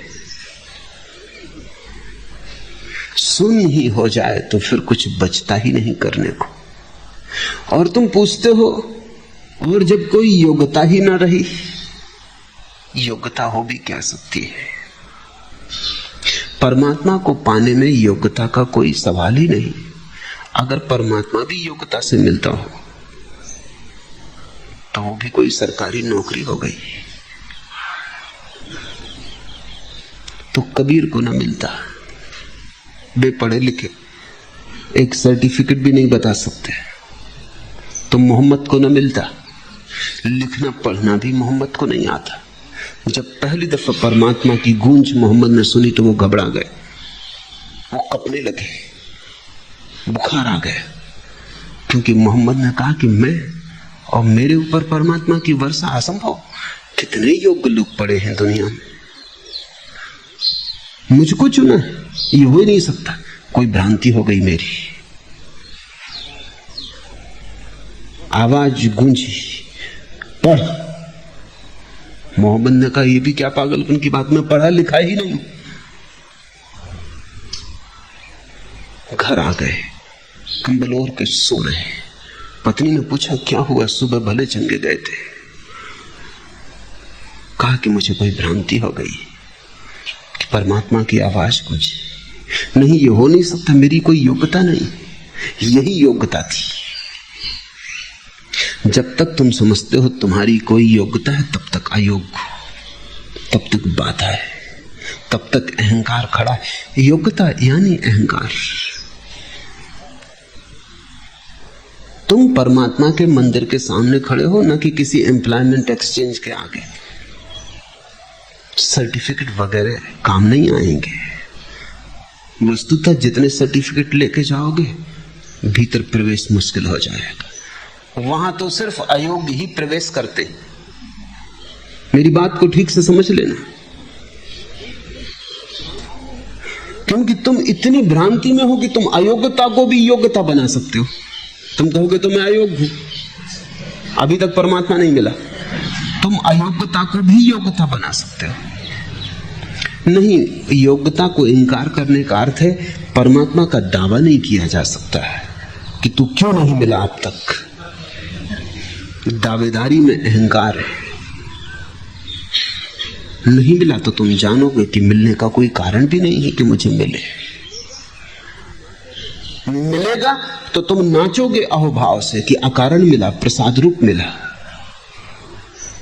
योग्यता का तो अर्थ है तुम्हें अपने पे भरोसा है, परमात्मा पर नहीं। योग्यता का तो अर्थ है कि तुम उसे भी खरीदने को तत्पर हो। योग्यता का तो अर्थ है कि तुम कहते हो मैंने अर्जित कर लिए हैं गुण, अब देर क्यों हो रही है। कितनी प्रार्थनाएं की, कितनी पूजा की, कितने दीप जलाए, कितनी उदबत्तियां फूंक डाली, कितने फूल तेरे चरणों पर रखे, कितने उपवास किए, कितने ध्यान किए, कितना तप, सब कर चुका। अब तक तू नहीं आया। बस अब तक तू नहीं आया, उसमें ही तुम्हारा अहंकार घोषणा कर रहा है कि मैंने अर्जित कर लिया है और अन्याय हो रहा है। और ऐसों को भी मिल रहा है तो जिन्होंने कुछ भी नहीं किया, जिनकी कोई दावा नहीं था, उनको तू मिल गया और हमें नहीं मिल रहा। ये दावे में ही बाधा है। परमात्मा को पाने वाले वही लोग हैं जिन्होंने सारे दावे छोड़ दिए, जो कहते हैं हम कुछ भी करेंगे, हमारे करने में क्या रखा है, हम जो भी करेंगे वो बहुत छोटा मोटा होगा, हम छोटे मोटे, हम जो भी करेंगे वो साधारण होगा, हम साधारण हैं, हम जो भी करेंगे उससे तुझे पाने का क्या संबंध बन सकेगा। ये तो ऐसा ही है हमारा करना जैसे कोई मुट्ठी में आकाश को बांधना चाहे।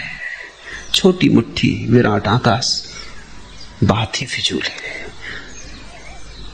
परमात्मा तो तभी मिलता है जब तुम अपनी व्यर्थता को, अपनी असहाय अवस्था को उसकी समग्रता में स्वीकार कर लेते हो। तब तुम एक खाली पात्र रह जाते हो जिसका कोई दावा नहीं, जो परमात्मा के पीछे नहीं पड़ा है कि मिलो मिलो, जो सिर्फ प्रतीक्षा करता है।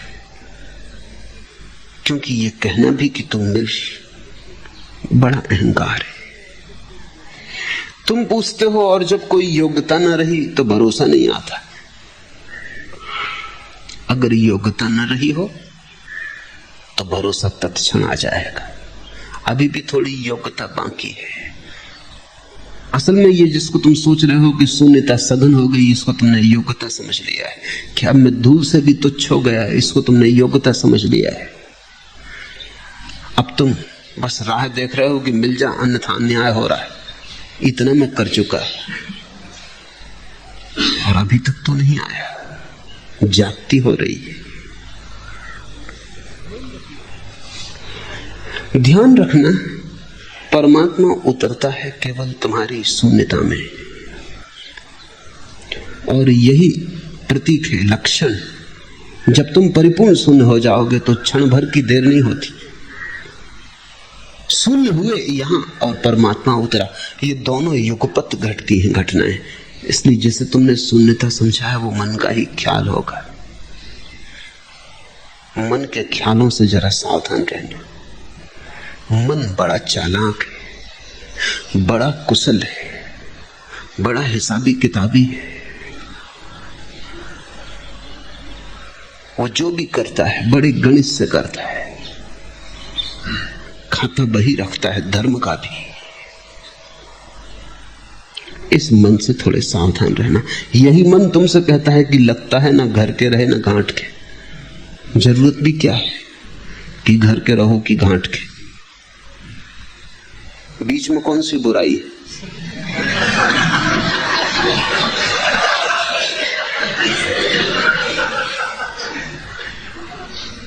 लेकिन लगता है कि ना घर के ना घाट के, क्योंकि तुम सोचते हो ना तो संसार मिला ना परमात्मा। ये मतलब है तुम्हारा, मतलब हम समझ गए। संसार पाने की आकांक्षा अभी भी भीतर दबी पड़ी है, इसलिए ना घर के ना घाट के। अन्यथा बीच में ही स्वतंत्रता है। घर में भी बंधोगे, घाट पे भी बंधोगे। फिर गधा घर पे रहे कि घाट पे, इससे क्या फर्क है? बीच में ही थोड़ी स्वतंत्रता है, वहीं से भागने का उपाय। क्योंकि धोबी घाट पर भी बैठा है, घर में भी बैठा है। नहीं, लेकिन मन में लगता है कि देखो इतना ध्यान किया, इतनी देर दुकान ही कर लेते, तो कुछ पैसा ही कमा लेते, कि इलेक्शन ही लड़ लेते तो कुछ नेता ही हो जाते। सारी दुनिया कुछ किए जा रही है, हम ध्यान कर रहे हैं और परमात्मा मिल नहीं रहा है और संसार खोया जा रहा है। ये विचार ही इसलिए उठता है कि संसार में अभी लगाव बाकी है। अच्छा है लौट जाओ, बाजार में लौट जाओ, क्योंकि तुम्हारा संन्यास झूठा रहेगा, तुम्हारा ध्यान सच्चा नहीं हो सकता है। अभी तुम धन से चुके नहीं, ध्यान सच्चा नहीं हो सकता। अभी धन में रस कायम है, अभी तुम ध्यान में उत्सुक हो गए हो, प्यासे नहीं हो। जिज्ञासा आ गई होगी, कुतूहल पैदा हुआ होगा, मुमुक्षा नहीं। इसलिए मैं इसी पक्ष में हूं कि बेहतर है तुम बजाय खाली बैठ के और परमात्मा के प्रति अन्याय की धारणा तुम्हारे मन में पैदा हो। इससे बेहतर है तुम बाजार में लौट जाओ। अभी शायद ठीक समय नहीं आया, अभी पके नहीं तुम, अभी कच्चे हो। अभी तुम्हें और दुख झेलने पड़ेंगे ताकि पको। अभी तुमने काफी दुख नहीं झेले। जब कोई व्यक्ति जीवन में दुख ही दुख झेल लेता है और दुख के अतिरिक्त कुछ भी नहीं पाता, तब फिर उसे फिक्र नहीं रह जाती। वो कहता परमात्मा मिले या ना मिले, संसार में तो कुछ मिलने को नहीं है। एक बात तो तय हो गई कि संसार में कुछ पाने को नहीं है। रही दूसरी बात कि परमात्मा मिले या ना मिले, लेकिन अब मिले या ना मिले इससे कोई फर्क नहीं पड़ता है। संसार में लौटने की कोई सवाल नहीं रह गया। वहां बात खत्म हो गई, वो द्वार बंद हुआ, वो सेतु हमने तोड़ दिया, वो सीढ़ी गिरा दी, अब उससे उतरने का कोई सवाल नहीं।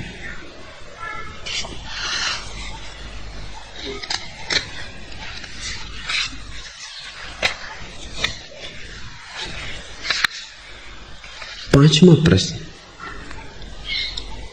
शंकराचार्य स्त्री पुरुष के शरीर में वैराग्य की भावना करने पर जोर देते हैं, परंतु आप तो यहाँ आश्रम में युवा युवतियों के मुक्त साहचर्य का भी समर्थन करते से लगते। इस पर कुछ कहें। इसीलिए कि ताकि तुम पक सको। मैं संसार से तुम्हें तोड़ना नहीं चाहता, मैं संसार से तुम्हें मुक्त करना चाहता हूं, तोड़ना नहीं चाहता। और तोड़ना और मुक्त होना बड़ी अलग बात है। तोड़ना ऐसा है जैसे कच्चे फल को तोड़ो, और मुक्त होना ऐसा है जैसे पका फल गिर जाए। दोनों घटनाएं ऊपर से एक सी लगती हैं कि दोनों में ही फल वृक्ष से अलग होता है, लेकिन दोनों में बड़ा मौलिक अंतर है। कच्चे फल को तोड़ते हो, फल में भी टीस रह जाती और वृक्ष में भी घाव छूट जाता है। पका फल तोड़ने की जरूरत ही नहीं होती, पका फल अपने से गिरता है, सहजता से गिरता है। न तो टीस रहती कोई, न पीछे वृक्ष की याद आती कि थोड़ी देर और रह जाते वृक्ष के साथ। पक ही गया, बात ही समाप्त हो गई, वृक्ष का काम पूरा हो गया। और न वृक्ष में कोई पीड़ा रह जाती। पका फल वृक्ष को पूरी तरह भूल जाता है, पीछे लौट के नहीं देखता है। और वृक्ष भी पके फल के गिरने पर निर्भर हो जाता है, घाव नहीं छूटता। संसार से तोड़ने की मेरी तुम्हें आकांक्षा नहीं, क्योंकि जिन जिन को संसार से तोड़ा गया वो बड़े गहरे में संसार से जुड़े रहे। संसार से मुक्त होना है, टूटना नहीं। टूट के जाओगे भी कहां? पत्नी है, बच्चे हैं, परिवार है, दुकान है, उसको छोड़ के तुम जाओगे कहां? और तुम कहीं भी जाओ, अगर दुकानदार मन में रह गया तो तुम नई दुकान बना लोगे, उससे कोई फर्क नहीं पड़ने वाला। अगर स्त्री का रस मन में रह गया, पत्नी को छोड़ के भाग जाओगे, इससे कोई अंतर ना आएगा। कोई और स्त्री तुम्हारे मन को लुभा लेगी। अगर धन में रस है और धन छोड़ दिया तो क्या अंतर पड़ेगा? तुम किन्हीं और अर्थों में सिक्के जुटाने लगोगे। हो सकते हैं सिक्के त्याग के हों, तपश्चर्या के हों, लेकिन सिक्के सिक्के ही हैं। तुम दूसरा धन जोड़ने लगोगे। पहले तुम घोषणा करते फिरते थे इतने रुपए हैं मेरे पास, अब तुम घोषणा करोगे इतना त्याग है मेरे पास, मगर अकड़ वही रहेगी। रस्सी जल भी जाती तो भी अकड़ नहीं जाती। मैं तुम्हें संसार से मुक्त करना चाहता हूं, तोड़ना नहीं चाहता। इस आश्रम में मैं तुम्हें जीवन से मुक्त करने की चेष्टा में संलग्न हूं। जीवन में रहते हुए जो मुक्त हो सकता है वही मुक्ति है। पानी में तुम चलो और तुम्हारे पैर जल में न भींगे। कमल के पत्ते की भांति तुम हो जाओ, छुओ पानी को लेकिन पानी तुम्हें न छू पाए। पानी में ही रहो फिर भी पानी से मुक्त। संन्यास की यह परम धारणा है। संन्यास राग के विपरीत वैराग नहीं है। संन्यास राग और विराग दोनों के पार वीतरागता है।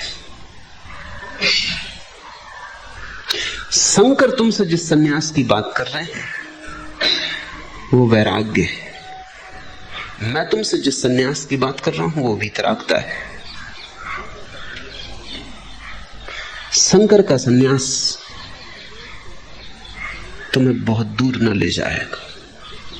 शंकर के संन्यास के बाद भी जिस संन्यास की मैं बात कर रहा हूं वो तुम्हें खोजना ही पड़ेगा। शंकर का संन्यास यात्रा का प्रारंभ हो सकता है, अंत नहीं।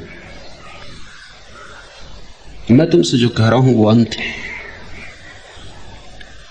मैं नहीं कहता कि तुम भागो स्त्री से, जागो स्त्री से। मैं नहीं कहता धन छोड़ो, धन को समझो। उस समझ में ही मुक्ति है। धन ने तुम्हें पकड़ा कब है? तुमने ही पकड़ा है। तुमने ही पकड़ा है। वो तुम्हारी भाव दशा है, वो तुम्हारा रस है।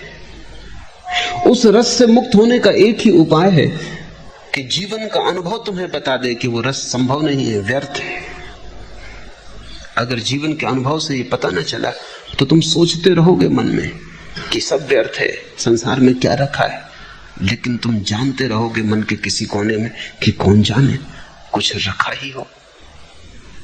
मैं तो छोड़ के भाग आया, पता नहीं मैंने भूल तो नहीं की। मेरे पास सन्यासी आते हैं जो जीवन भर से सन्यासी, 70-80 साल की उम्र के, वो कहते हैं पीछे कभी कभी शक भी आता है कि हमने जिंदगी ऐसी तो नहीं कमा दी, क्योंकि परमात्मा तो मिला नहीं और संसार भी हमने छोड़ दिया। एक संदेह मन को डगाता है, डगमगाता है। ये संदेह इसलिए उठता है कि संसार का रस कायम था और छोड़ भागे, प्रभाव में आ गए। अनुभव से नहीं छूटा संसार, किसी के प्रभाव से छूट गए। अब बुद्ध और शंकर जैसे लोग जब संसार में खड़े होते तो उनके प्रभाव की महिमा अनंत है, उनका आकर्षण व्यापक है। चुंबक की तरह वो हजारों लोगों को खींच लेते हैं। उनके जीवन में तो वीतरागता है। वो जब तुमसे कहते हैं कुछ सार नहीं है स्त्री में या पुरुष में या बच्चों में या संसार में, तो वो ठीक ही कहते हैं, वो तो पके वृक्ष के पके फल। लेकिन कच्चे फलों में उमंग आ जाती। कच्चे फल सोचने लगते हैं कोई सार नहीं, छोड़ो, टूट के गिर जाते हैं। तब शक पैदा होता है, क्योंकि पके फल की जो सुगंध है वो भी उनसे नहीं उठती। पके फल की एक सुगंध है, एक सुवास है, वो भी दूर। और वृक्ष से भी टूट गए, संबंध भी टूट गया, पृथ्वी से और आकाश से जुड़े भी नहीं। त्रिशंकु की अवस्था हो गई। यही तो पिछले प्रश्न का सवाल था, न घर के न गांठ के, ऐसा बीच में अटक गए। ये बीच में अटकने की दशा बड़ी दुखदाई है। इसलिए मैं तुमसे कहता हूं ये बात ही छोड़ो, कहीं भागने की जरूरत नहीं, जहां हो वहीं जागो। संसार को छोड़ने की फिक्र छोड़ो, परमात्मा को बुलाओ। परमात्मा को उतरने दो तुम्हारे अंतरतम में। जैसे ही उसकी किरणें तुम में उतरने लगेंगी, वैसे ही तुम पाओगे पकना शुरू हो गए तुम। सूरज पकाता है फलों को, परमात्मा पकाएगा तुम्हें। और जीवन से भागो मत, क्योंकि उसने जीवन दिया है तो जरूर इसके पीछे कुछ कारण होंगे। ये सिर्फ संयोग नहीं है, इसके पीछे पूरा संयोजन है। क्योंकि जीवन के अनुभव से गुजरे बिना कभी कोई व्यक्ति मुक्त नहीं होता। उपनिषदों का महावचन तेन त्यक्तेन भुंजीता, इससे ज्यादा क्रांतिकारी वचन मुझे दुनिया के किसी शास्त्र में नहीं मिला। ये वचन बड़ा अनूठा है। इसके दो अर्थ हो सकते हैं। तेन त्यक्तेन भुंजीता, जिन्होंने त्यागा उन्होंने ही केवल भोगा, एक अर्थ। दूसरा अर्थ तेन त्यक्तेन भुंजीता, जिन्होंने भोगा उन्होंने ही त्यागा। और दोनों ही अर्थ बड़े बहुमूल्य और कीमती, और दोनों अर्थ एक ही सिक्के के दो पहलू हैं। जिन्होंने भोगा उन्होंने ही त्यागा, क्योंकि जब तक तुमने भोगा ही नहीं तुम त्यागोगे कैसे? त्याग की समझ कहां से आएगी? भोग की कीचड़ से ही उठेगा त्याग का कमल, कोई और उपाय नहीं। इसलिए भोग की निंदा मत करना, क्योंकि कमल उसी से आएगा। भोग की निंदा मत करना, कीचड़ को छोड़ के मत भागना, अन्यथा कमल से भी वंचित रह जाओगे। कीचड़ से ही कमल जागेगा, उठेगा, और कितना भिन्न है कमल कीचड़ से।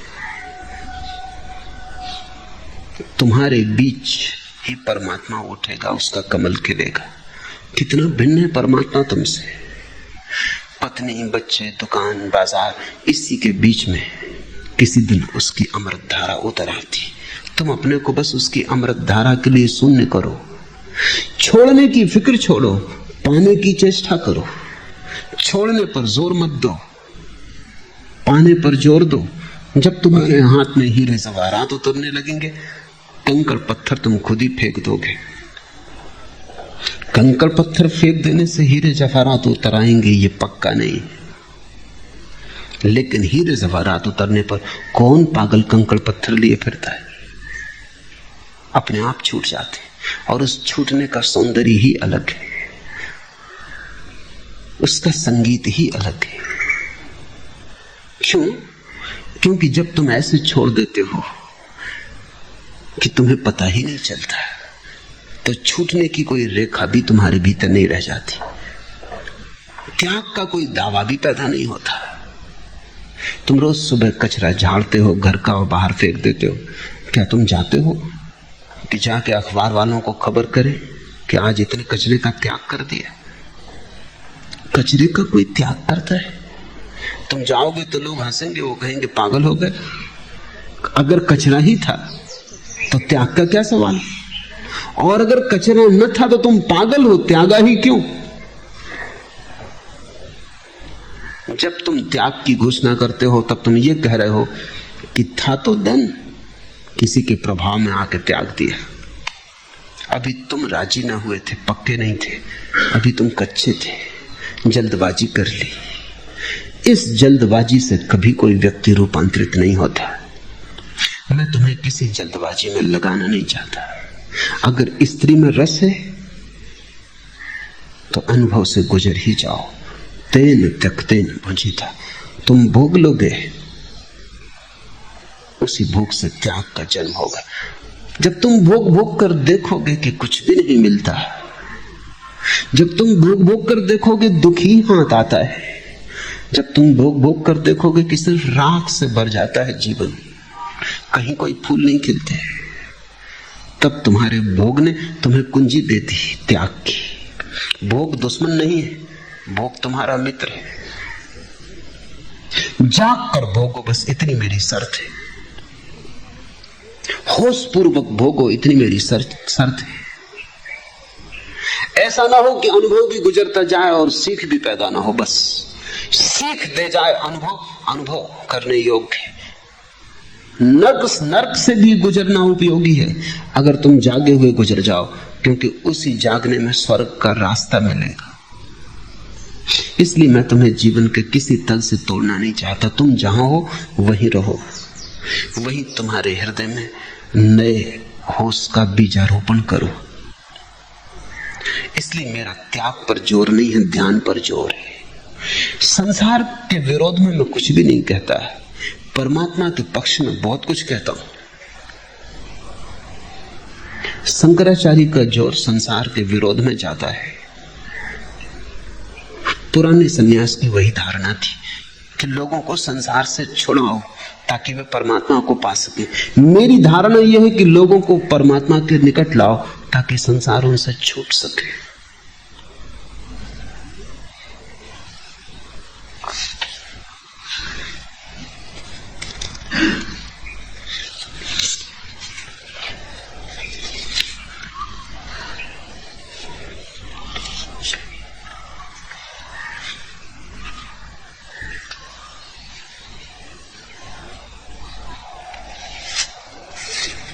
आखिरी प्रश्न।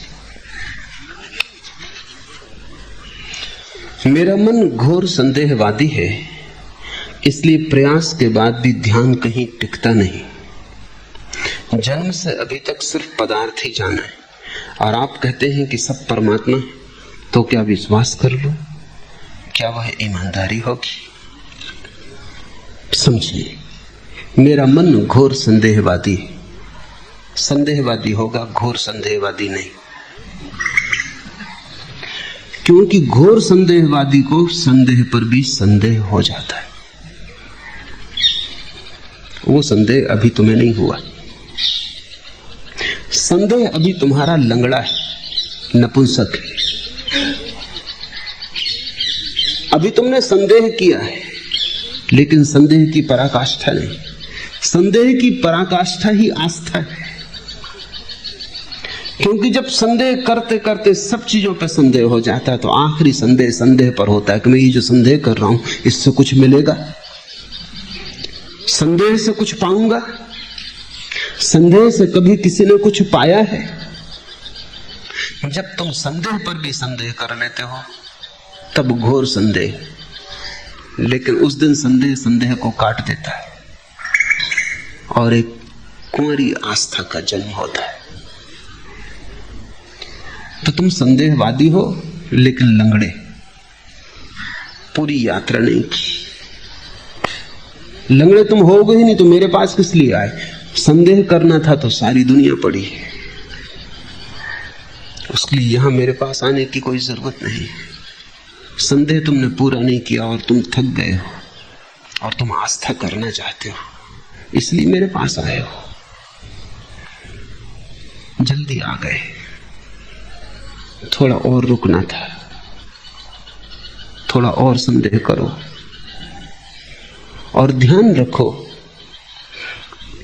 संदेह ही संदेह को काट देता है, जैसे कांटे से कांटा निकाल लिया जाता है। मेरा मन घोर संदेहवादी है, इसलिए प्रयास के बाद भी ध्यान कहीं टिकता नहीं।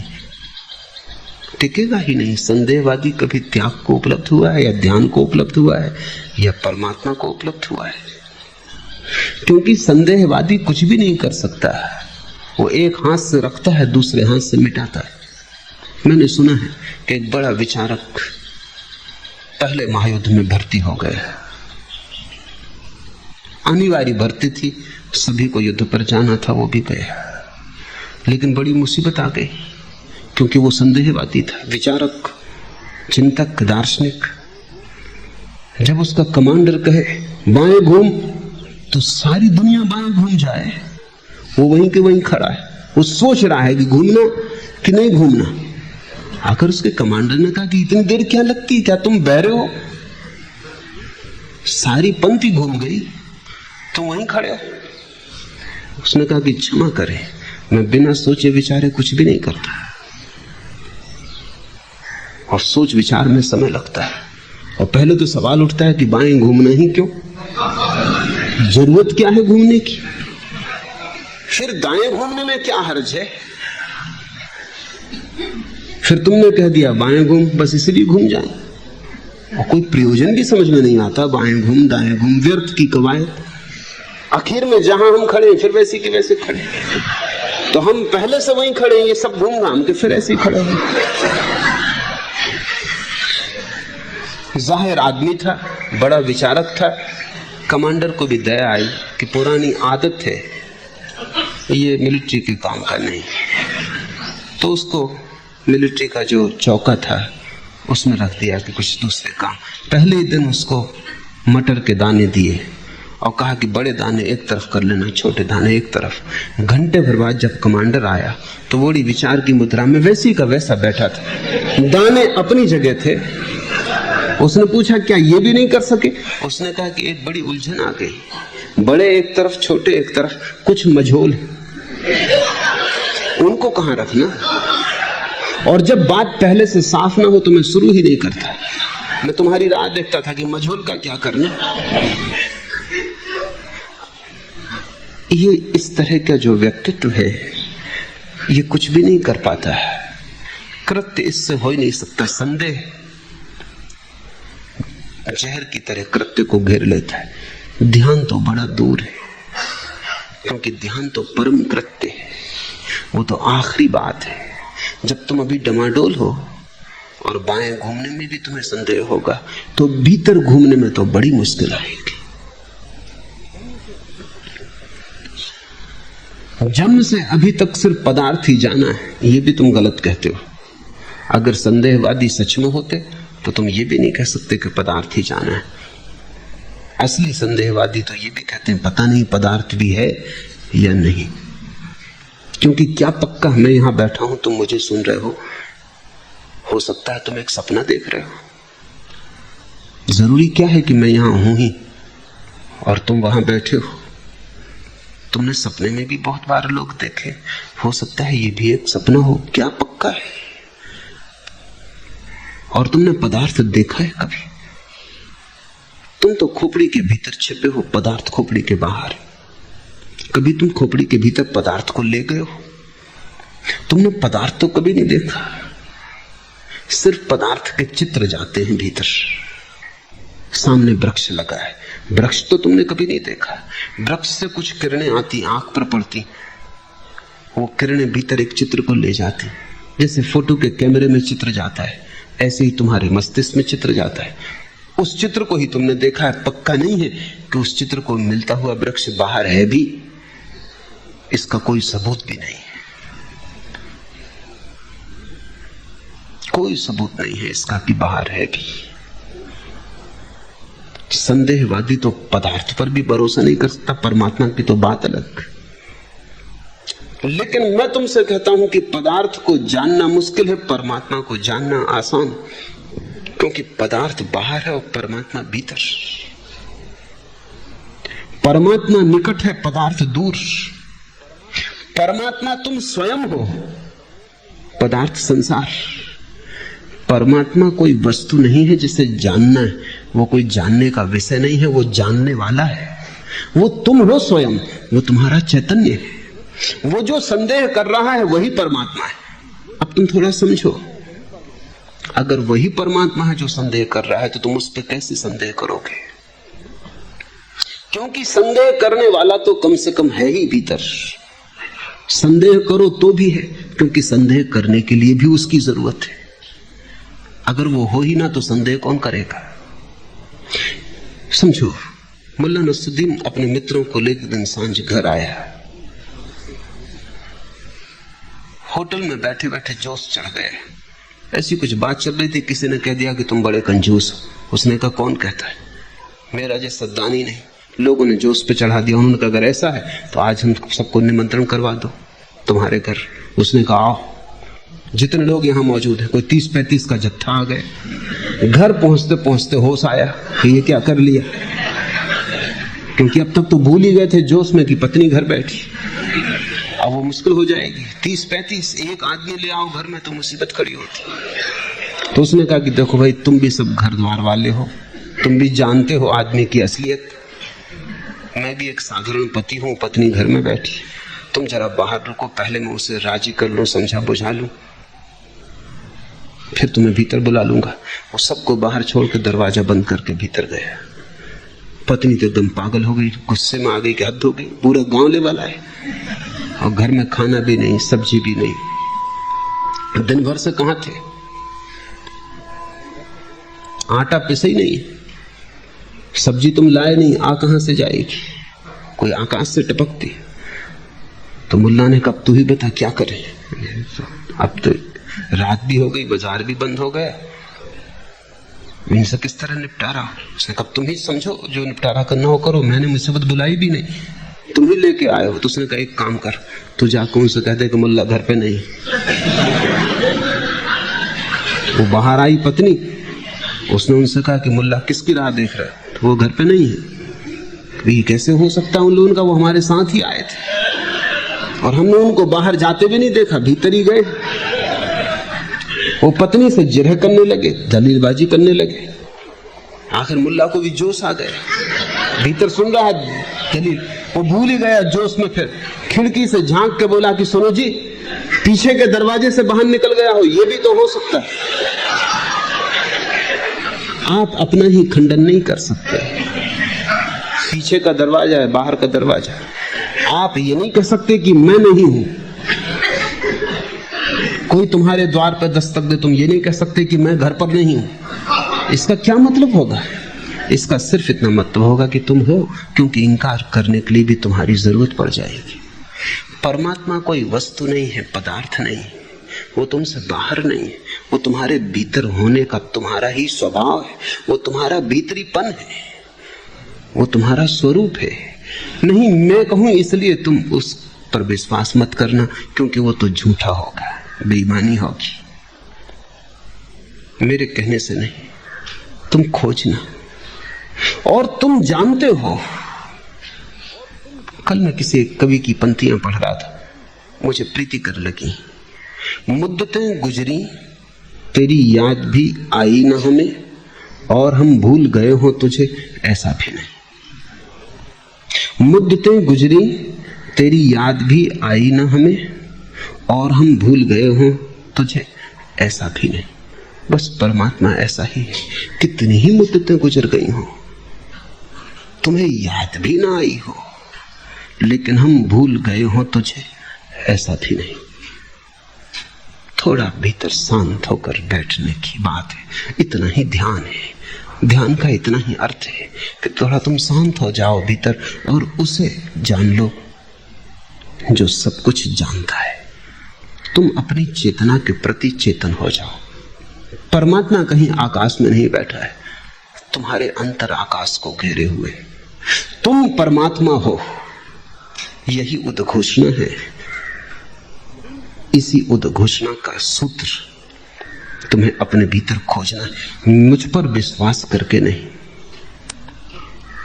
तुम जब इसे खोज लोगे तब तुम्हें मुझ पे आस्था आएगी, तुम्हारा अनुभव आस्था देगा।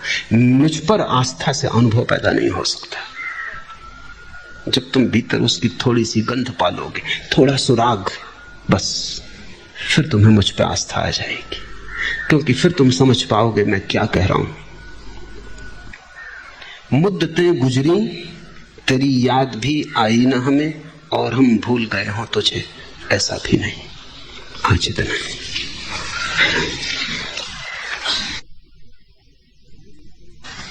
अगर यह वीडियो आपको अच्छी लग रही हो तो वीडियो को लाइक और चैनल को सब्सक्राइब करें।